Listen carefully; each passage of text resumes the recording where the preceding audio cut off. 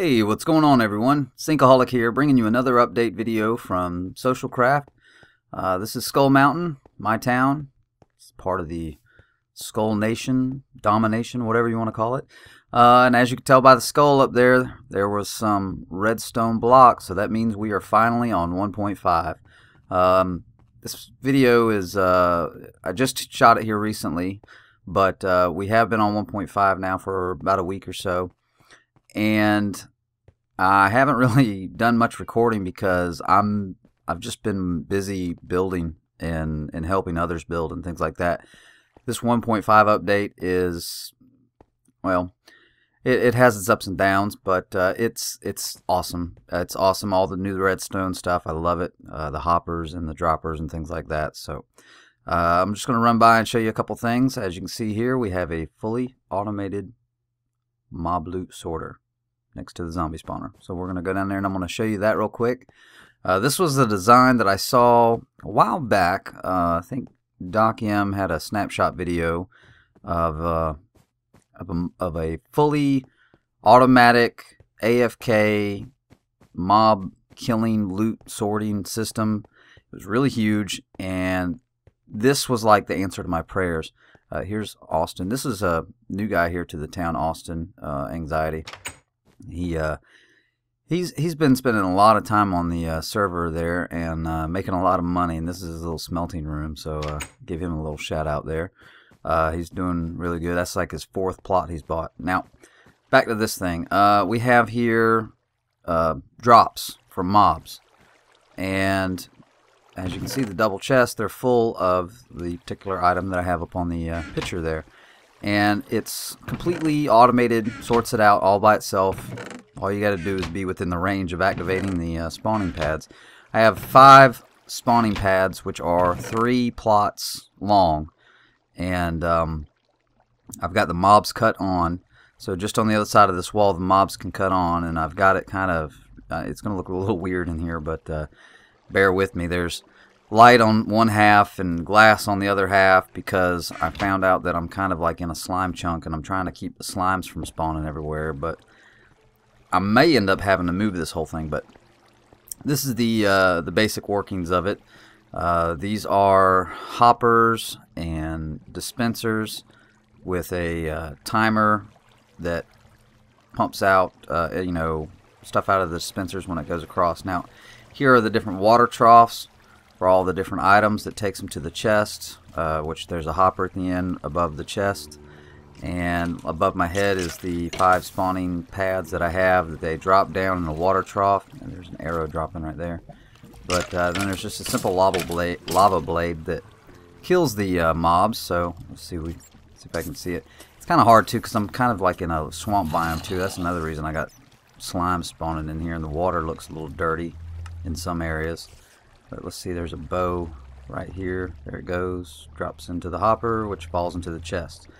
Now the reason why I have the arrows and stuff going straight down just to a chest is because, you know, arrows, if they're in if you get shot out of a dispenser, it actually shoots them. So they have to just go straight to a hopper. The rest of the stuff, like the gunpowder and the string and the bones and things like that, they all get separated by traveling over the top of these hoppers, and the hoppers are already filled and the dispensers are filled with the particular loot, so that it only picks up those items. So the very first one would be gunpowder. So whenever gunpowder rolls over across the top of the hopper, it goes in the hopper, where the bones will just travel across the top of it because there's no new inventory slot for a bone. And the dispenser realizes that something's in there, and it kicks it out and sends it on down to the chest out there on the wall. So this is a really, really great design. This beats the hell out of doing the whole, you know, let me get a villager and an ocelot and snowmen and all this shit way up in your spawning tower somewhere. This is really awesome. It's kind of big, and it is a little intimidating to look at, but it really, really wasn't hard to build. I just loved it to death. So there you can see the zombie flesh meat. There's some gunpowder traveling over there. Alright, so let's move on. Here on the 2nd floor, I had the little, what I called the restaurant down at the end of this hall. What is in here? Oh, he's got a damn mushroom tree in his room. Alright, so anyways, I had the restaurant down here at the end of this hall, and I decided to do a little bit of rearranging because of the new hoppers and things like that. I want to do an automated farm of some sort, so that's what this little section is going to be. That's why there's all the lights in the roof there, but I moved my restaurant down to this last plot right here, and I'm actually using, I'm not going to be using the water stream to carry the food like I did before. I'm using hoppers and a dropper, so basically it's still the same setup except for the delivery system, which is just like I said, it's just a row of hoppers coming all the way down to a dropper. So we're going to flip on this switch here for 5 seconds. We're going to load up the cooking chamber with some cows, and we'll close that off, and we'll wait 5 seconds to make sure that the cows go into the cooking chamber. Once a little enough time has passed, we're going to press this one time, and a dispenser is going to spit out some lava, and a piston will come up, push the cows into the lava, and then drop them back down. By now they should be dead, so their loot's sitting there. Now we want to flush the loot to the hoppers. So I'm going to turn the little flusher switch on and give it just a moment to flush the steaks. And right now they're traveling down to the dropper, which is right above my head. And actually you can click on this and take them out, but for shits and giggles I went ahead and put a button on there. So there you go. You just hit a button and there's your food, cooked and ready to go. And down here in the corner I put a little doorway so that you could come up here and check out the killing chamber if you'd like to see what's going on. If somebody messed something up or something like that, you can come up here and see what's going on. And then I just continue the stairwell up to the very top, and here's how we can come down and breed the or go up and breed the animals. And that's just about it there. So now, oh yeah, and here's the outside. I mean, I'm like right here at level 65 or something like that, on the side of the mountain. I just covered it up with grass, so don't nobody really see anything. They'll damn sure hear it if they come by here, but they won't see anything. So let's see, what else did we have? Oh, the iron column farm. Let's head over there. Now, before we head over to the iron golem farm, here's the farm that we have at the moment. And as you can see right there, there's some crops missing, and that's because this is a slime chunk right here. And little slimes are spawning in there and pouncing on all the vegetation and stomping them. So I'm going to end up having to just kill this whole room and get rid of it, and I'm going to make everything automated down there by the restaurant. And that'll help too, because you can take the wheat and breed the animals and things like that. Alright, so we're down on the 3rd floor below, where it gets a little dim.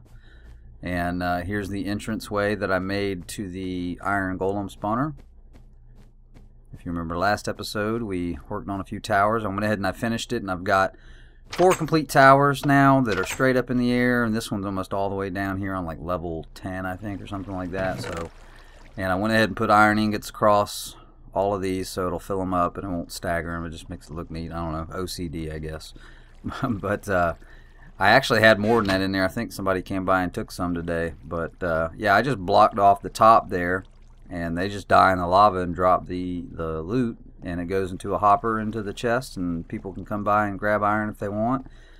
And I just hope that they don't rob it blind, just take what they need.